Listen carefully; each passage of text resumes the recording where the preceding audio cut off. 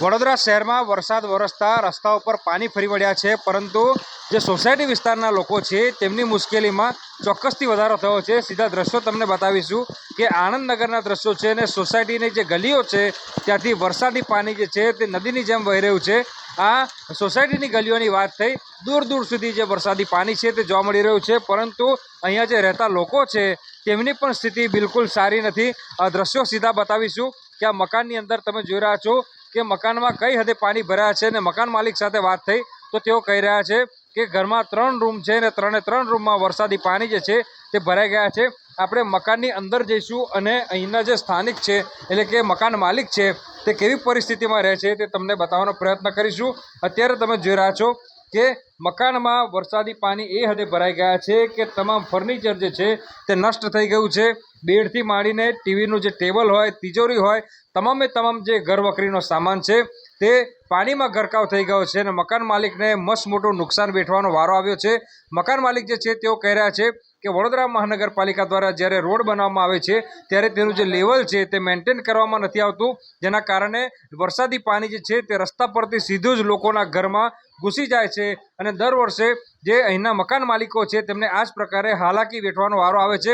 આ વૃદ્ધ તમે જોઈ રહ્યા છો, સિનિયર સિટીઝન છે, પોતાના ઘરની બહાર નીકળી નથી શકતા, ઘરની અંદર રહી નથી શકતા। તેઓ કેવી પરિસ્થિતિમાં અત્યારે રહી રહ્યા છે તેનો અંદાજો જે છે તે લગાવી શકાય છે। એટલે ટૂંકમાં કહીએ તો વડોદરા શહેરના રસ્તાઓ પર તો વરસાદી પાણી ફરી જ વળ્યા છે, પરંતુ ઘરમાં જે રહેતા લોકો છે તેઓ પણ વરસાદી પાણીથી ત્રાહિમામ પોકારી ગયા છે અને વડોદરા મહાનગરપાલિકા સામે જે સ્થાનિક લોકો છે, વડોદરાના નાગરિકો છે, તેઓ રોષ વ્યક્ત કરી રહ્યા છે। વરસી રહેલા વરસાદમાં ન્યૂઝ 18 ગુજરાતીની ટીમ આનંદનગરમાં આવી છે।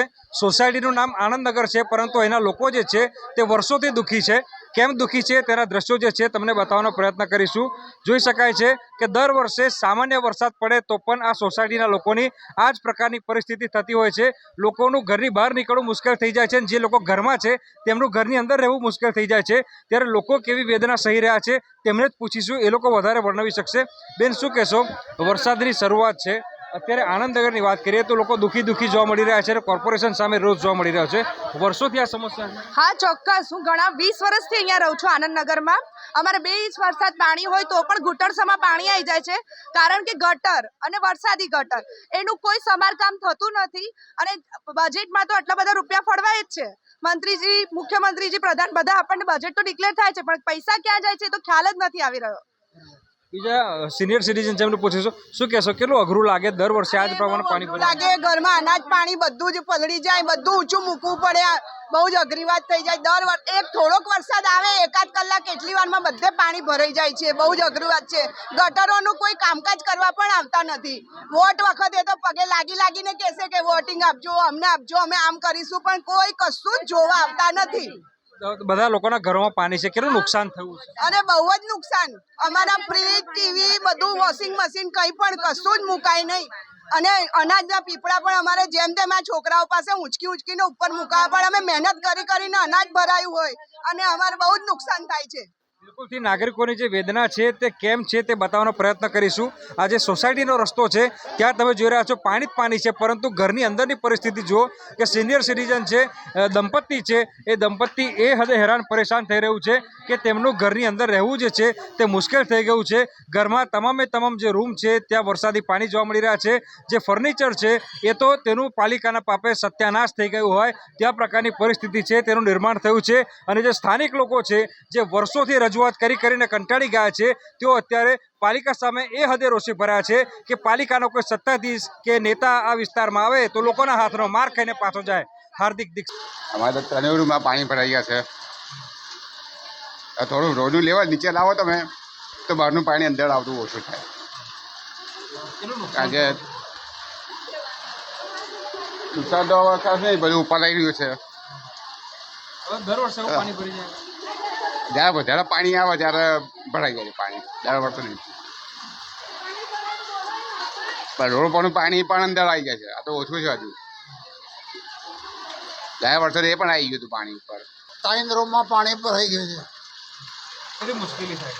મુશ્કેલી તો બધી બહુ છે, આખો સામાન ખસેડવો પડે ને જે રોડ બને છે બહારના એ પુરાણ કરીને સીધા ઉપર જ લઈ લે છે એટલે આ ખાડાની અંદર મકાનો આવી ગયા. બાકી અહીં ગાડી 3 પગથિયા હતા પહેલાં. અને આ લોકો જે આ બનાવે છે તે વખતે કંઈ ખોદકામ નહીં કરતા. ઘરની પરિસ્થિતિ તમે જોઈ જ રહ્યા છો, ચારે બાજુ પાણી જ ભરાય છે. એટલે થોડા જો વર્ષોમાં જો પાણી ભરાઈ જતું હોય તો કોર્પોરેશન સરકાર શું કરી રહી છે, એ જ મારો સવાલ છે, બીજું કશું જ નથી કહેવું.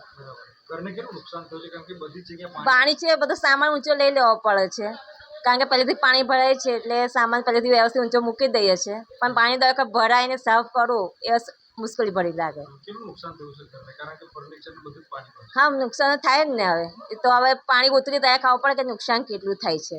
કોર્પોરેશનના સત્તાધીશોને શું સંદેશો આપશો? અમારા કોર્પોરેટ સત્તાધીશોને એટલું જ કરીશ કે જે કામગીરી યોગ્ય સમયે થવી જોઈએ એ થતી નથી. અને જે કરોડો રૂપિયા વરસાદી ગટા માટે જે વપરાય છે બરાબર, અને પાણી ક્યાંથી ક્યાં જાય છે એની તપાસણી કરવી જોઈએ, જેથી આ પાણી દર વખત ભરાય નહીં. વરસાદનું પાણી ભરાવાની આજની સ્થિતિ નથી. 1979માંથી અમે ઘરો લીધા ને ત્યારની આ પ્રમાણે પોઝિશન થાય છે. વારંવાર અમે રજૂઆત કરી છે અને પહેલાં તો અમે મંડળ ચલાવીને રજૂઆત કરતા હતા, પરંતુ આપણું સરકારી તંત્ર, કોર્પોરેશન તંત્ર કોઈ સાંભળવા તૈયાર નથી.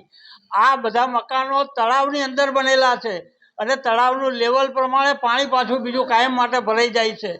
અહીંયા આગળ રસ્તા ઊંચા કર્યા છે, પણ ઘરનું જે અમારું લેવલ ખરું એ બધું નીચે જ છે. એ લેવલ કોઈનું નીચે આવે નહીં, રસ્તા ઊંચા થાય છે એટલે પાણી તો નીચે જાય નહીં, એટલે ઘરોમાં પાણી પહેરી જાય. અને આખા આનંદનગરની અંદર વરસાદી કોઈ ગટર નથી. એ ગટરના ભૂંગળા નાખવામાં આવ્યા છે. 1 ફૂટના ગટરના ભૂંગળા પાણીની લાઈન માટે નાખવામાં આવ્યા છે વર્ષો પહેલાં. એ ભરાઈ જાય છે, પછી પાણી સીધું ઘરોમાં આવે છે. એટલે અહીંયા વરસાદી કેનલ મોટી બનાવવી જોઈએ આખા આનંદનગરમાં. એનું કોઈ ધ્યાન આપતું નથી. ઘરની પરિસ્થિતિ કેવી છે? ઘરની પરિસ્થિતિ કેવી છે? ઘરની પરિસ્થિતિ કાયમ માટે અમારે ઢીચણમાં પાણી ભરાઈ જાય વારંવાર, તે ઘડી અમારે તકલીફ ઊભી થાય. આ રીતે અમારે ખાટલામાં બેસી રહેવું પડે અને મુસીબત વેઠીએ. નહીં ખાવાના ઠેકાણા, નહીં પાણી પીવાના ઠેકાણા. આ છોકરાઓને છે તે ઉપર બેસી રહેશે ધાબે અને અમે અહીંયા આગળ બેસી રહીએ છીએ. આવી પોઝિશન છે અમારી. બહુ પોઝિશન રફ છે, કોઈ ધ્યાન આપતું નથી. સરકાર મોટી વાતો કરે, મોટી વાતો કરે, અધિકારીઓ વાતો કરે, પરંતુ લોકલ અહીંયા કોઈ જોવા આવતું નથી. શું ખાલી વિશ્વામિત્રીની ધારે પાણી જોઈને બેસી રહે કે પાણી અહીંયા આટલું આવ્યું છે. ગઈકાલે આપણા કમિશનર છે તે વિશ્વામિત્રીના બ્રિજ ઉપર જોવા ગયા હતા કે પાણી કેટલું છે. એટલે ભાઈ, સોસાયટીના ભોંયતળિયાની તમને ખબર નથી, વિશ્વામિત્રીનું પાણી જોઈને શું કરશો? અહીંના ભોંયતળિયાના લેવલ જુઓ, વડોદરાનું ભોંયતળિયું કેટલું છે, શું છે, કઈ ખાડો છે, એ જોવું જોઈએ.